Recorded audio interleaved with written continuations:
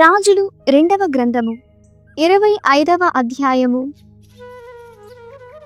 యెరూషలేము ముట్టడి. సిద్కియా బాబిలోనియా రాజుపై తిరుగబడెను.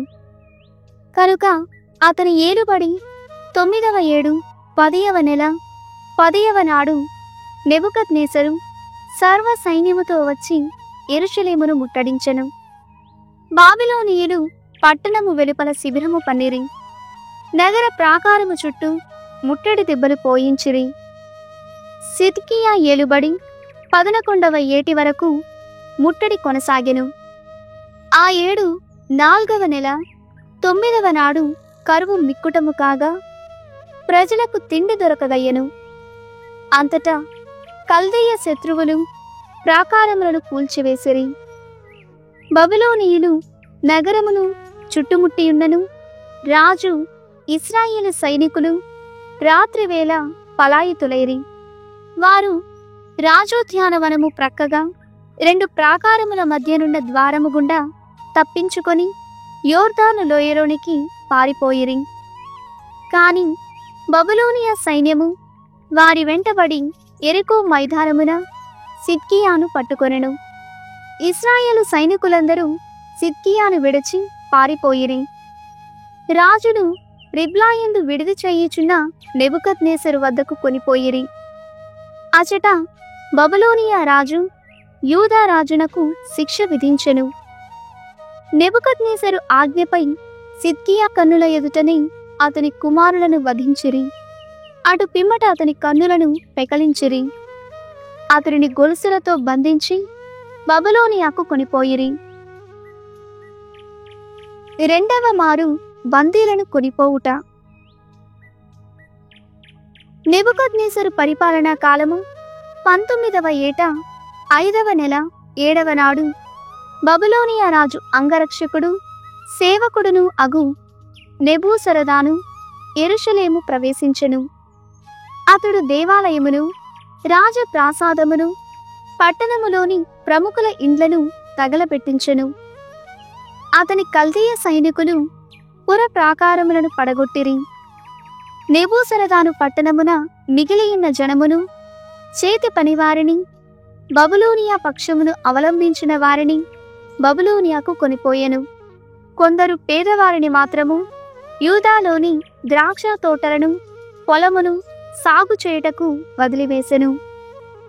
బబులోనియులు దేవాలయములోని కంచు స్తంభములను దిమ్మలను కంచు కుంటను ముక్కలు చేసిరి.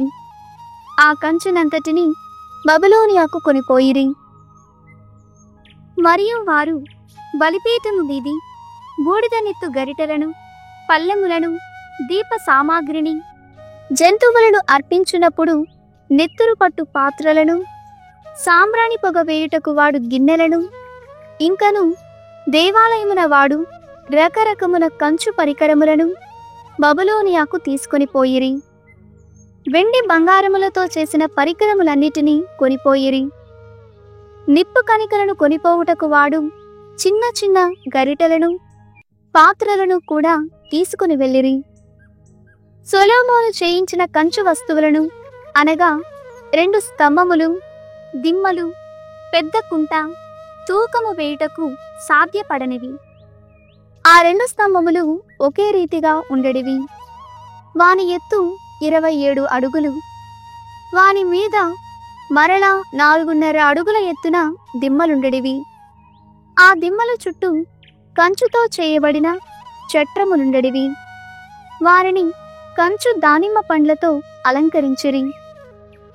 నెబూసరదాను ప్రధాన యాజకుడైన సెరాయాను ఉపయాజకుడైన సెఫన్యాను మరి 3 దేవాలయోద్యోగులను చెరగొనెను.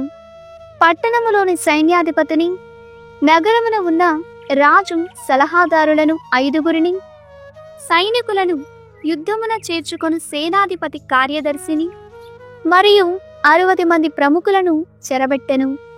వారిని అందరినీ నెబూసరదాను బబులోనియా రాజు వద్దకు కొనిపోయెను.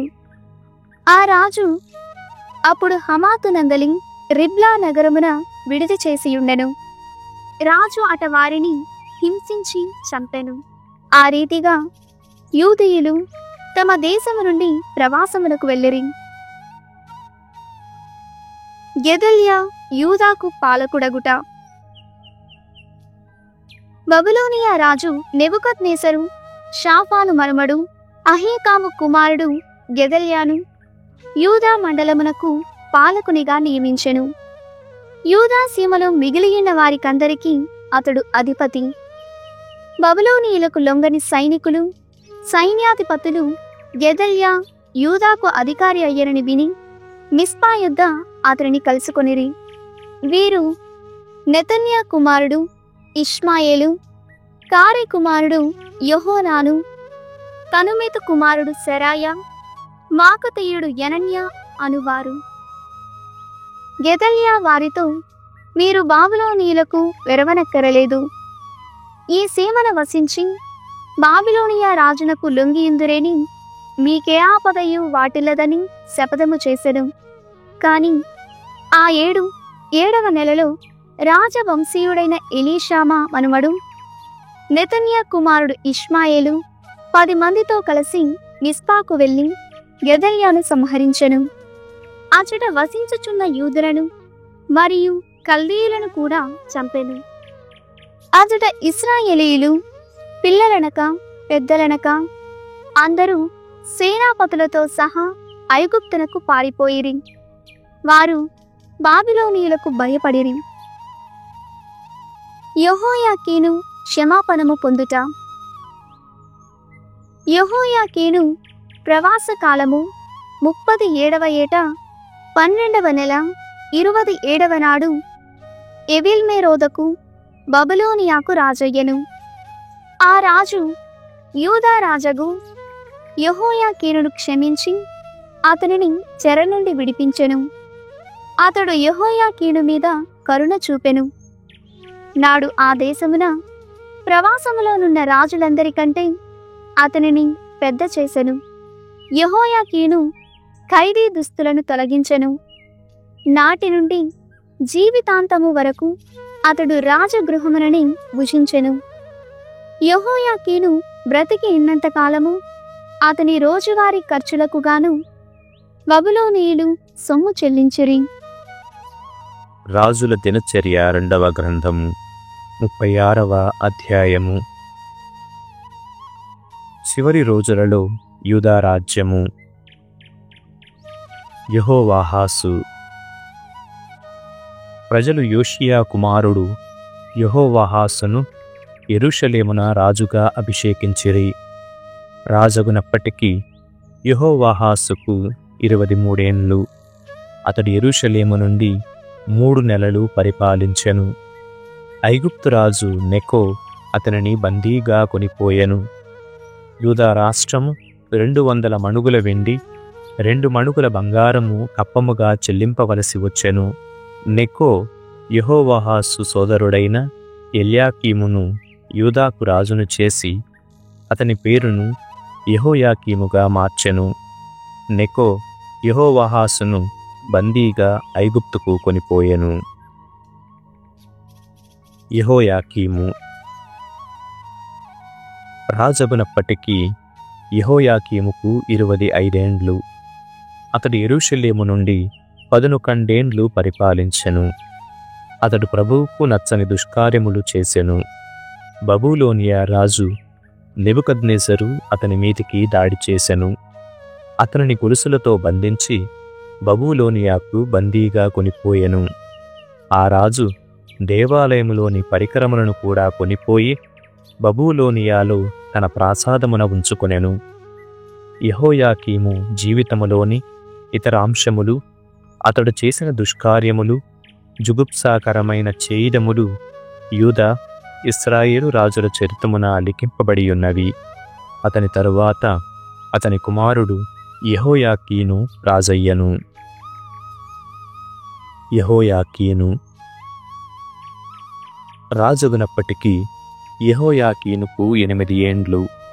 అతడు యెరూషలేము నుండి 3 నెలల 10 రోజులు పరిపాలన చేసెను. అతడు యావే వల్లని దుష్కార్యములు చేసెను. సంవత్సరాంతమున నెబుకద్నెజరు అతనిని బబులోనియాకు బందీగా కొనిపోయెను. అతనితో పాటు దేవాలయములోని విలువగల పరికరములను కూడా కొనిపోయెను. ఆ రాజు యెహోయాకీను పినతండ్రి అయిన సిద్కియాను యూదా యెరూషలేములకు రాజుగా నియమించెను. సిద్కియా రాజుగునప్పటికీ సిద్కియాకు 21 ఏండ్లు. అతడు యెరూషలేము నుండి 11 ఏండ్లు పరిపాలించెను. అతడు ప్రభువు వలని దుష్కార్యములు చేసెను. ప్రభు పలుకులను వినిపించిన ప్రవక్త యిర్మీయా మాటలను వినయముతో ఆలింపడయ్యను. అతడు నెబుకద్నెజరుకు విధేయుడనై ఉండునని దేవుని పేరు మీదుగా ప్రమాణము చేసి కూడా తిరుగబడెను. తన మొండితనము చేత హృదయము కఠినపరుచుకొని ఇశ్రాయేలు దేవుడైన ప్రభువును శరణు వేడడయ్యను. ప్రజలు ఇంకనూ యాజకులు, నాయకులు, ప్రజలు కూడా చుట్టుపట్ల గల ఇతర జాతులను అనుకరించి విగ్రహములను పూజించి పాపము మూటగట్టుకొనిరి. ప్రభువు పవిత్రము చేసిన మందిరమును అమంగళము చేసిరి. వారి పితరుల దేవుడైన ప్రభువు వారి యొద్దకు ప్రవక్తను పంపెను. ఆయన ఆ ప్రజను, ఆ దేవాలయమును కనికరముతో కాపాడనించెను. కాని వారు ప్రభువు ప్రవక్తలను గేలి చేసిరి. వారిని ఎగతాళి చేసి ప్రభువు వాక్కును తృణీకరించిరి. చివరకు ప్రభువు మహోగ్రుడు కాగా వారా కోపము నుండి తప్పించుకోజాలరైరి. పతనము. ప్రభువు కల్దీయుల రాజును తీసుకుని రాగా అతడు యూదా యువకులను పట్టి దేవాలయముననే వధించెను. ఆ రాజు పెద్దలు, పిన్నలు, వృద్ధులు, రోగులను తారతమ్యము లేకుండా అందరినీ నిర్దయగా వధించెను. ప్రభు అందరినీ అతని చేతికప్పగించెను. ఇంకను బబులోనియా రాజు వచ్చి యథేచ్ఛగా దేవాలయ పరికరములను, దేవాలయ కోశాగారమును, రాజనిధులను, రాజోద్యోగుల నిధులను దోచుకుని ఆ సొత్తునంతటిని బబులోనియాకు కొనిపోయెను. అతడు దేవాలయమును తగులబెట్టెను. నగర ప్రాకారములను పడగొట్టి లోపలి ప్రాసాదమును కాల్చివేసెను. పట్టణములో విలువగల వస్తువులనెల్లా ధ్వంసము చేసెను. చావును తప్పించుకొని బ్రతికియున్న వారిని బబులోనియాకు బందీలుగా కొనిపోయెను. వారు పారసీక రాజ్యము తల ఎత్తిన దాకా నెబుకద్నెజరుకు అతని వంశజులకు దాసులై సేవలు చేయుచూ వచ్చిరి. ఈ రీతిగా ప్రభు యిర్మీయా ప్రవక్త ద్వారా పలికిన ప్రవచనము నెరవేరెను. ఈ దేశము విశ్రాంతి దినములను పాటింపలేదు కనుక ప్రాయశ్చిత్తముగా 70 ఏండ్ల దాకా పాడుపడియుండును. భవిష్యత్తు. పారసీక రాజైన కోరేషు ఏలుబడి మొదటి ఏట ప్రభువు ఆ రాజును ప్రబోధించెను. దేవుడు ముందుగానే యిర్మీయా ద్వారా పలికిన వాక్కు నెరవేరునట్లు ఈ సంఘటన జరిగెను. కనుక కోరేషు లిఖిత రూపమైన చట్టమును జారీ చేసి దానిని తన సామ్రాజ్యం నలుమూలలా ఈ క్రింది విధముగా ప్రకటన చేయించెను. పారసీక ప్రభువైన కోరేషు ఆజ్ఞ ఇది: స్వర్గాధిపతి అయిన దేవుడు నన్నీ లోకమునందలి రాజ్యములన్నిటికీ అధిపతి చేసెను. ఆయన యూదా రాష్ట్రమునందలి యెరూషలేమున తన కొరకు నన్ను దేవాలయమును నిర్మింపమని కోరెను. ఆ ప్రభువును సేవించు ప్రజలెల్లరూ యెరూషలేమునకు తిరిగి పొండు. నీ ప్రభువైన దేవుడు మీకు బాసటయ్యై ఉండునుగాక. సామెతల గ్రంథము 9వ అధ్యాయము. విజ్ఞానమను స్త్రీమూర్తి ఆతిథేయము. విజ్ఞానమను స్త్రీమూర్తి తన భవనమును నిర్మించి 7 స్తంభములను నెలకొల్పెను. ఆమె వేట మాంసము వండి సుగంధ ద్రవ్యములు కలిపిన ద్రాక్ష సవమును సిద్ధము చేసి భోజన పదార్థములను తయారు చేసెను. ఆమె తన పరివారమును నగరములోనికి పంపగా వారు ఉన్నత ప్రదేశమున నిలుచుండి జ్ఞానము లేని వారు ఇచ్చటకు రండని జనులను ఆహ్వానించిరి. వివేకహీనునకు ఆమె ఇట్లు కబురు పంపించెను: రమ్ము, నేను తయారు చేసిన భోజనమును ఆరగింపుము, నేను సిద్ధము చేసిన ద్రాక్ష సవమును సేవింపుము. మూర్ఖత్వమును విడనాడదవేని నీవు జీవింతువు. నీవు విజ్ఞాన పదమున నడువుము.